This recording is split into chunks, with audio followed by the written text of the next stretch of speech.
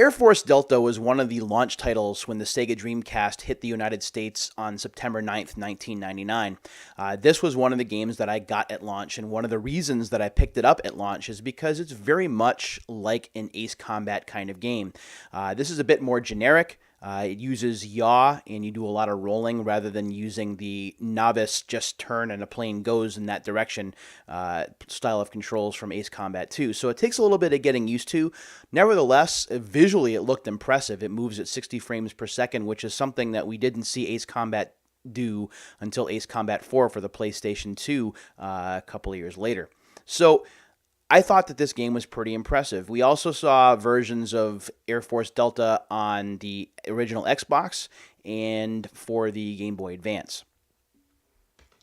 There was, in 2004, one last sequel for the series. Now, keep in mind, at this time, Ace Combat was dominating the virtual skies for the PlayStation 2.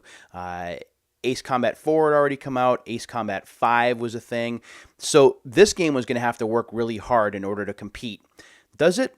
Well, I'll talk about that in a minute.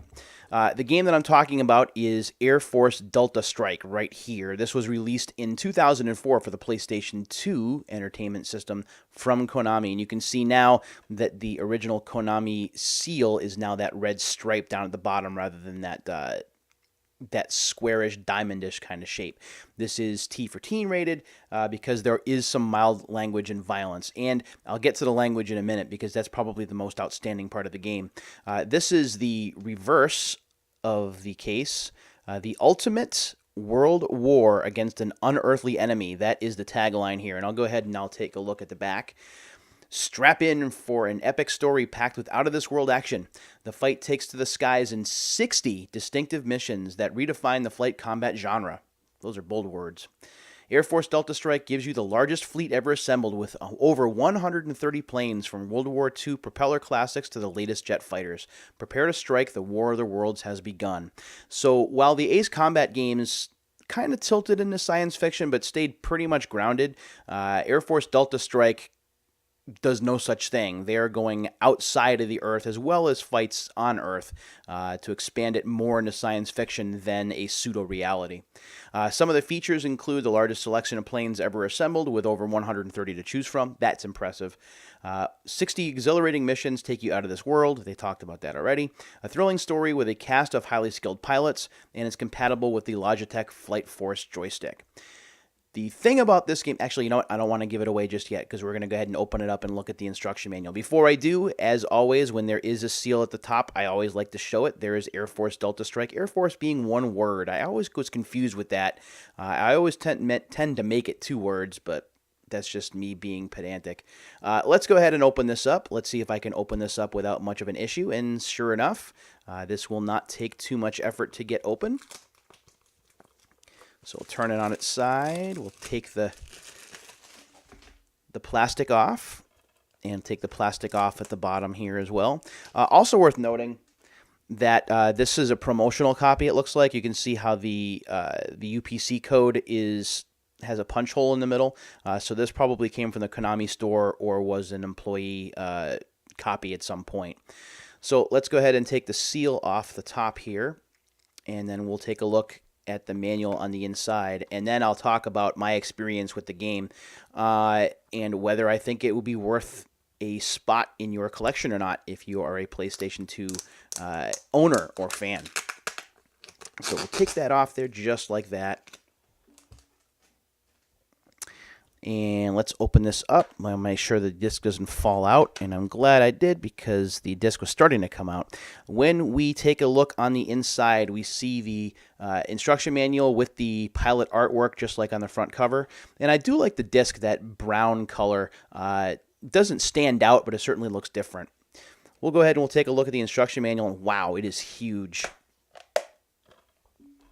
The instruction manual is a whopping 48 pages, including notes section on the back. There is no advertising on the back, by the way. There is novice and expert play controls, which is a nice feature, I think. And the manual is in full color, which I think is pretty gosh darn cool. You can see some of the character designs there, at least one of them.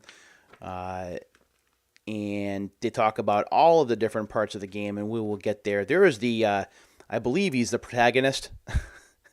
Very angry looking protagonist. I don't know what it is with Japanese games of the 90s and 2000s and these really angry protagonists, but it is what it is. There is a story or a backstory here, and it's very short, accompanied by a vicious strike from orbit. The Orbital Citizens Community, or OCC, declared war on Earth. Employing their vastly superior technology, they soon gained footholds across the planet.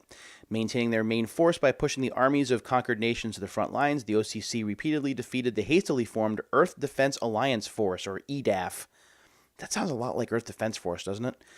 And rapidly secured approximately 8% of the Earth's surface. And the rest of the story is boring. I'm not going to keep going. It's the story, unfortunately, you're not going to get an Ace Combat style epic here. There is a storyline, and that leads into what I remember most about this game. Unfortunately, it's not the combat. The combat is okay. It wants to be Ace Combat, just like Air Force Delta wanted to be Ace Combat. It is a watered-down version of that and feels just a bit too generic. But the thing about this game is there is a ton, and I mean a ton, of spoken dialogue in this game. These pilots never shut up. So if you like spoken dialogue, and it's delivered pretty well, it's not going to win any awards. There is no Nolan North award-winning performance here, but there is plenty of dialogue, and it was impressive given the fact that it's DVD-ROM media and the fact I don't think that the game itself took up that much room, so they fill up the room on the DVD with plenty of voice work, and they certainly did that here. Ace Combat games did that as well with lots of voice chatter, but this game far and away exceeds what you'd hear in an Ace Combat game. There's almost too much to where you want them to just be quiet for a few moments so you can concentrate. That's what I remember most about this game. Now, the PlayStation 2 had some decent flight combat games. We've talked about the Ace Combat games and opened all three of those up on camera already. We've now opened this one up.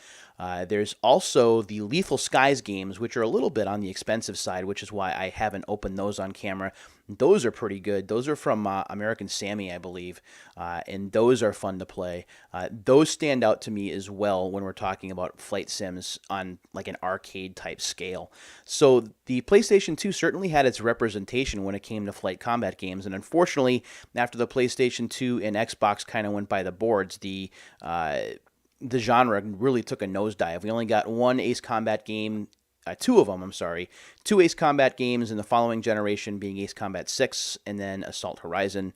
And then we finally got Ace Combat 7 in this generation for the PlayStation 4, Xbox One, and PC. Do I think that this game belongs in your collection? Well, it really depends on how much you find a copy of it for. This game really isn't that expensive. I believe that I got this brand new for less than $20, so I was able to open it up on camera for you guys and for the purposes of the show. But you can probably find a copy for about half of that, maybe even a little bit less. I don't think you really need the manual, although it's nice to have just because it details everything, and it is in color, so you don't really see that too much.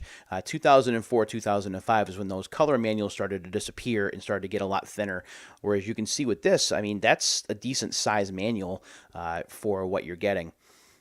So yeah, I say take a flyer on it, no pun intended. If you do find it for under, say, $15, I'd say give it a shot.